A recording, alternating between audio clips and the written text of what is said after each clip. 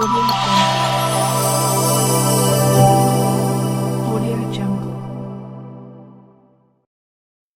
வணக்கம். வின்னர் செய்திகள். பீகாரின் சமஸ்திபூர் மாவட்டத்தில் உள்ள சிங்கியா கிராமத்தில் நாக பஞ்சமி விழா நடைபெறுகிறது. இது பாம்பு கண்காட்சி என்றும் அழைக்கப்படுகிறது. அங்கு மக்கள் உயிருள்ள பாம்புகளை கழுத்தில் சுமந்து நடந்து சென்று புத்தி கண்டக் நதியில் குளிப்பார்கள்.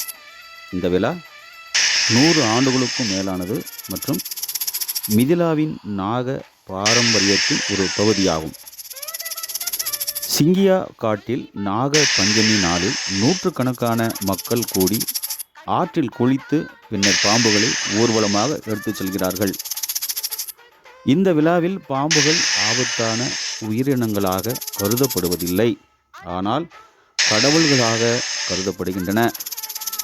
உள்ளூர் பாம்பாட்டிகளான பக்தர்கள் ஆற்றில் மூழ்கி தங்கள் பற்களால் பாம்புகளை பிடித்து வெளியே எடுப்பார்கள். இந்த நேரத்தில் பாம்புகள் யாருக்கும் தீங்கு விளைவிப்பதில்லை.